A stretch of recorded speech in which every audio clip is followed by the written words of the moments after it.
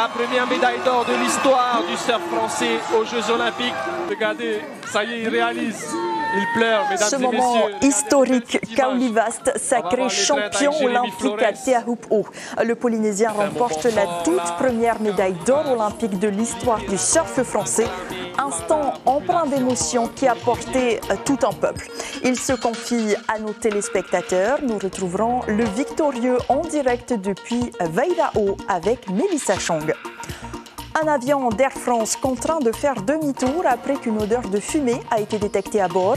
À l'aéroport de Fa'a, un important dispositif de sécurité a été déployé pour accueillir les 279 passagers sur le tarmac. Vif succès pour le Hivaveve Ariaria. Des milliers de Polynésiens ont assisté à la fête populaire, le carnaval qui signait hier soir son grand retour après 21 ans d'absence. Yarana et bienvenue dans ce journal. Te Ahup'o choisit donc Kaolivast. Le jeune homme de 22 ans décroche la médaille d'or en battant avec panache l'Australien Jack Robinson. Porté par la ferveur de toute la Polynésie, le surfeur de Vaira'o a pris les deux plus belles vagues d'une finale de haut niveau. Un résumé signé Reihei Nadjarian et nos équipes de Polynésie la première. Ramenez la coupe à la maison. C'est un rêve d'enfant devenu réalité pour Kaolivast, un moment historique pour la France. Sur sa première vague, l'enfant de Vaira'o marque le meilleur score de la journée, 9,50. En face, l'Australien Jack Robinson ne lâche rien, il donne tout pour décrocher la première place. Mais sur cette magnifique vague notée 8,17, le Tahitien assomme son adversaire, une performance en or dans une finale d'anthologie. On a gagné! Voilà! Je sais pas quoi dire. On a gagné. C'était incroyable, c'est vrai. C'était chaud. C'était chaud, il n'y en a pas eu beaucoup. J'ai eu les deux premières et après plus rien. Et voilà, c'est passé. C'était voilà, toute cette énergie, tout ce rythme. Voilà, il n'y a pas eu de vague tout le reste de la série. Il lui fallait un gros score. C'est passé et voilà. Elle aussi fait la fierté de son pays. Dans cette petite finale, Joanne Defay entame sa série avec de belles manœuvres.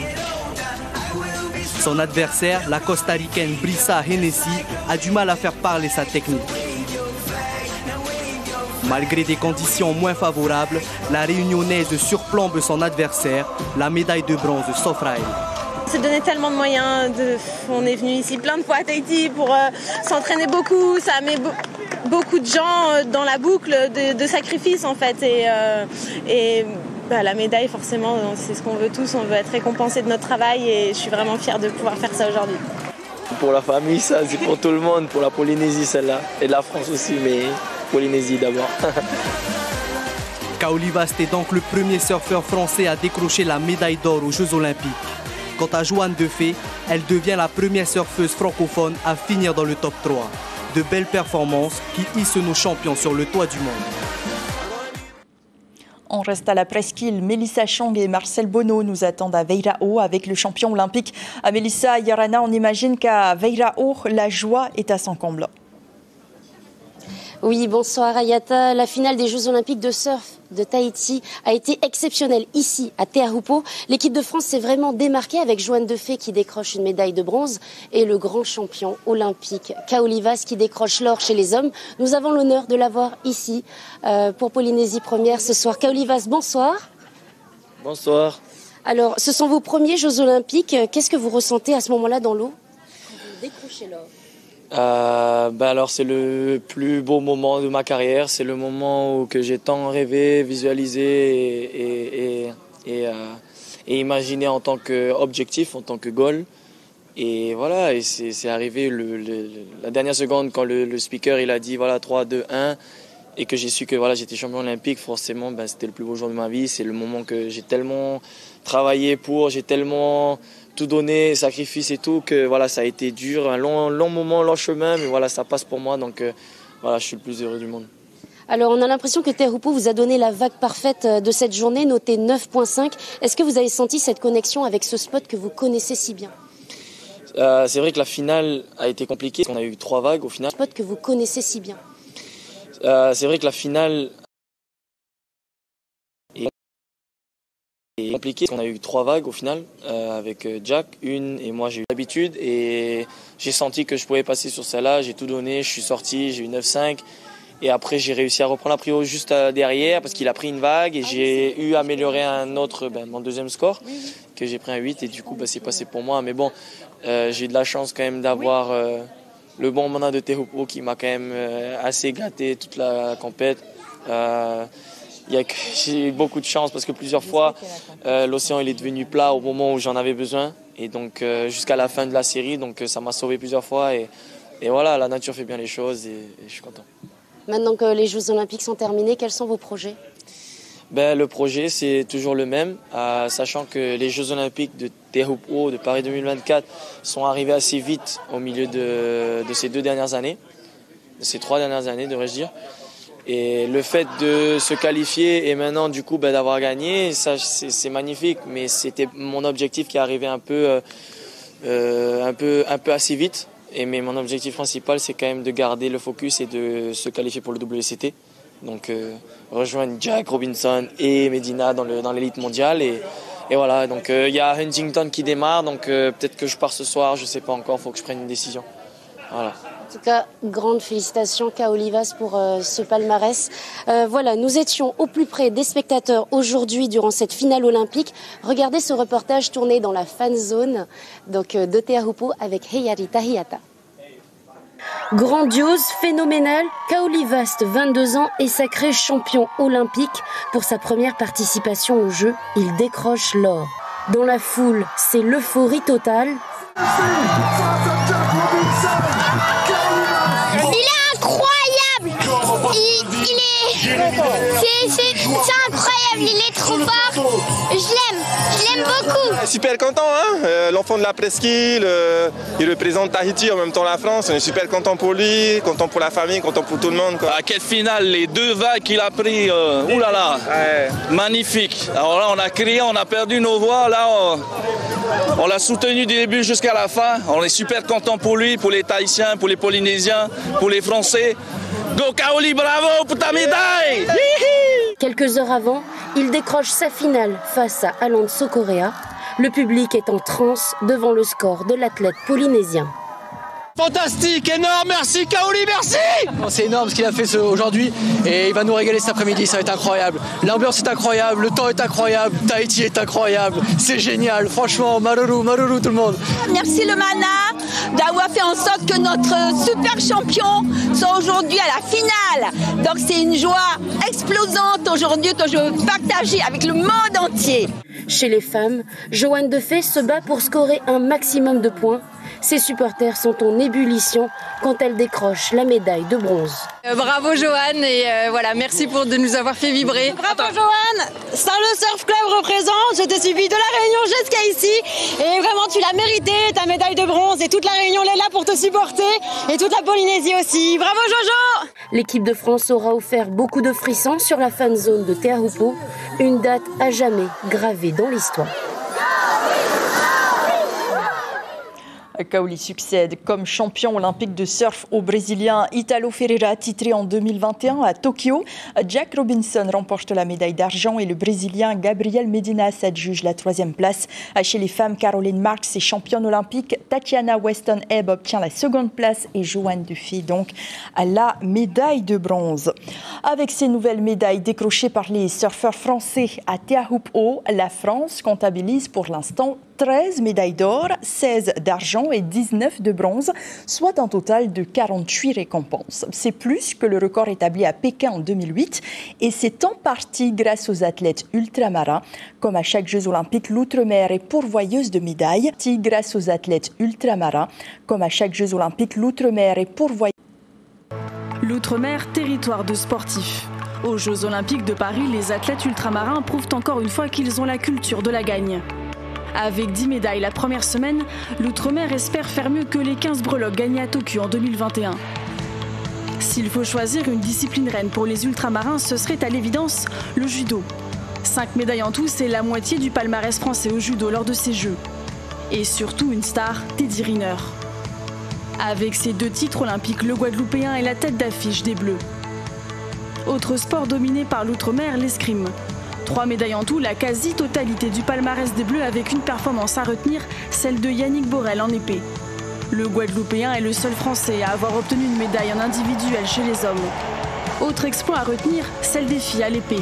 Elles décrochent l'argent avec une équipe presque 100% antillaise. Même dans les sports d'équipe, les ultramarins sont bien présents.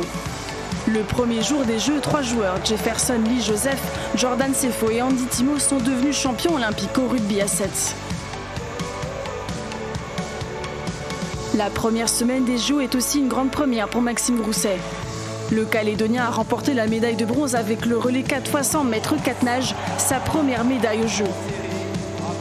Le nageur devient le 3e ultramarin médaillé olympique en natation. Les JO ne sont pas encore terminés. Avec des médailles attendues au football, basketball et handball, l'Outre-mer a encore une semaine pour briller. Après une semaine de Jeux olympiques, la France est 3e au classement des médailles, derrière la Chine et les États-Unis.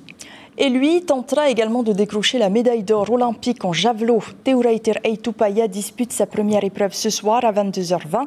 Ce sera à suivre en direct sur Polynésie la première. Les Jeux olympiques de surf sont donc terminés. Grâce à cet événement planétaire, la presqu'île a connu une affluence particulière. Pour mieux répondre à la demande, certains commerçants et restaurants ont aménagé leurs horaires et embauché du personnel supplémentaire.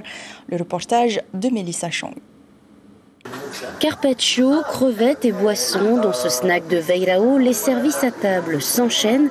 Les 5 employés ne chôment pas en période des JO. À 8 km du site de compétition, les plats à emporter rencontrent aussi un certain succès auprès de la clientèle. Pour les commandes à emporter, tous les midis, papa et maman font des commandes pour des groupes assez importants. Ça peut varier entre 8 et 15 personnes tous les midis là, pendant 2 semaines, et ainsi que le soir. Des fois, il y en a qui me demandent à la dernière minute, mais bon, je dis jamais non la plupart du temps, c'est toujours oui. Dans ce magasin d'alimentation de Teahupo'o, les affaires marchent mieux depuis la levée des restrictions. Le chiffre d'affaires a fait un bond de 10%, mais il a fallu adopter un nouveau rythme. Bon week-end, hein? Pour les JO, je me suis déjà préparé depuis un mois à déjà faire des journées continues parce qu'entre midi et 15h on est fermé. Donc pour les JO, exceptionnellement, on a fait des journées continues de 5h jusqu'à 18h. Seul point noir au tableau, ces chaises vides qui attendent d'être utilisées. Depuis 1992, Georges installe ses petites baraques de forains sur la plage du PK0 lors de la WSL. Mais pour les Jeux, son emplacement a été reculé. Il sert seulement 10 couverts par jour. Je préfère le WSL. Parce que nous, on reçoit du monde au WSL. Et pourtant, c'est tellement petit à côté des JO, tu vois. Les JO, c'est grand, c'est mondial, quoi. Alors que là, tu sais, nos clients, nous, heureusement, il y a les gendarmes. Ils viennent chercher casse-croûte, tout ça. Heureusement, il y a plein de gendarmes qui viennent ici chez nous. Sinon, on n'a pas, il n'y a personne. C'est pas rentable, quoi. En clair, les commerçants du bout de la route vivent une désillusion par rapport aux autres compétitions de surf. Ils savent désormais qu'ils ne sont pas les grands gagnants des Jeux olympiques. Cet incident mineur à bord d'un vol de la compagnie Air France, mais qui a fait grand bruit sur les réseaux. Peu après le décollage, une odeur de fumée est détectée à bord de l'appareil. Conformément aux règles d'usage dans ce cas précis, l'équipage a immédiatement pris les mesures nécessaires. L'avion a fait demi-tour et s'est posé en toute sécurité à 13h28. Natacha Silagi, Jacques Damour. Petite vidéo souvenir à 9h ce matin au décollage. Rien ne laissait penser que le vol allait se transformer en cauchemar. Mais moins de 2 heures plus tard, l'avion fait demi-tour à cause d'une odeur de fumée suspecte sur un chariot de nourriture. 2 tentatives d'atterrissage manquées en raison du vent. Puis c'est la délivrance enfin pour les 279 passagers. Au bout d'1h40, on nous a dit de faire que l'avion faisait demi-tour. Et puis ensuite, il y a eu 3 processus d'atterrissage, voilà, donc c'est un peu stressant. Et j'ai eu peur, un petit peu, parce que j'ai 2 enfants. On ne savait pas du tout qu'il y avait de la fumée. Il n'y a que quand on a vu les nouvelles sur Facebook ou les amis, c'est comme ça qu'on a suivi. On a dû faire 3 tentatives d'atterrissage. On a vraiment eu peur. Hein. C'était chaud, on va dire. Et à l'atterrissage, on s'est tous mis à applaudir parce qu'on était contents. Les procédures de sécurité ont été appliquées à la lettre et une cellule de prise en charge psychologique immédiatement activée. Ici, au niveau de l'aéroport, le PC crise sous la direction du Haut-Commissariat a été activé. Les moyens de secours à la fois de l'État, également des communes, avec 20 véhicules de sapeurs-pompiers, 54 sapeurs-pompiers engagés, ainsi que des moyens des associations agréées de sécurité civile ont été prépositionnés conformément aux procédures, au cas où. Sachez qu'on a pris toutes les précautions, on n'a pris aucun risque sur les marges de sécurité pour assurer la sécurité des passagers et de l'équipage. Voilà, et on est revenu. Tout s'est bien terminé, mais les passagers du vol Air France 29 n'ont jamais été aussi contents de retrouver la terre ferme après près de 2 heures d'angoisse. Les passagers sont pris en charge par la compagnie aérienne et logés dans 2 hôtels de FAA. Les nouveaux personnels encadrants de l'éducation mis à disposition auprès de la Polynésie ont fait leur rentrée ce lundi. Ils sont une quinzaine, inspecteurs du premier et du second degré ou gestionnaires affectés sur le territoire. Accueillis par le ministre et la direction générale de l'enseignement, cette rencontre a pour objectif de leur présenter les priorités et les spécificités propres au territoire. Ronnie Teripaya répond à Mirko Vanfo. Ce qui est important de souligner, c'est qu'ils sont mis à disposition de la Polynésie et qu'il s'agit pour eux avant tout de servir nos enfants et d'accompagner les parents et toute la communauté éducative pour faire aboutir la politique éducative du pays et faire réussir nos élèves tout simplement. Le ministre de l'Éducation qui sera entendu par un juge d'instruction vendredi en vue d'une éventuelle mise en examen, rapportent nos confrères de Tahiti Info. Une convocation dans le cadre d'une information judiciaire ouverte en janvier dernier pour provocation publique à la discrimination ou haine raciale par personne dépositaire de l'autorité publique. Pour refermer ce chapitre, cette nouveauté à noter, les inscriptions au conservatoire artistique sont désormais possibles en ligne dès aujourd'hui. Les familles sont attendues pour les inscriptions définitives du 21 au 23 août. Le début des cours est programmé au 26 août. Enfin, un pari réussi pour l'Union polynésienne de la jeunesse. Après 21 ans d'absence, le carnaval de Tahiti a fait son grand retour dans les rues de Papeete. La fête qui mêle tradition et modernité a offert aux jeunes l'occasion de s'exprimer, de célébrer leur culture et de renforcer leur identité. Une soirée haute en couleurs qui a réuni plus de 2600 carnavaliers et 10 000 spectateurs. Tururu Gerar, Kalin Dienar et Dylan Phelps. L'effervescence sur le front de mer de Papeete, 20 ans après, le carnaval de Tahiti revient. Même ambiance que dans les plus grands carnavals du monde, ou presque.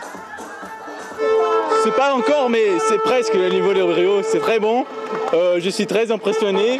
Et c'est magnifique. Les couleurs, on est colorés. Les couleurs, la culture, les danses, c'est très différent et très pareil en même temps. Pour preuve que nous sommes bien à Tahiti, le phare de la Pointe Vénus, représenté sur le char de la commune de Mahina, danseurs et danseuses de chaque délégation racontent la légende de leur commune à travers leurs costumes et leurs chorégraphies. Ils étaient plus de 2600 participants. C'est magnifique de représenter Punawe au Koti Papeete. Et le public qui vous encourage, là ils nous mettent du feu et là on met encore plus de potation. Nous on représente la mer et les oranges représentent les fruits d'orange. L'ambiance elle est folle quand même, hein. Il y a beaucoup de monde et tout, ça motive beaucoup. Du coup c'est génial quoi. L'ambiance, elle est aussi folle du côté du public. Pour les plus anciens, c'est un événement qu'ils n'avaient pas vécu depuis 2003. Pour d'autres, c'est une première.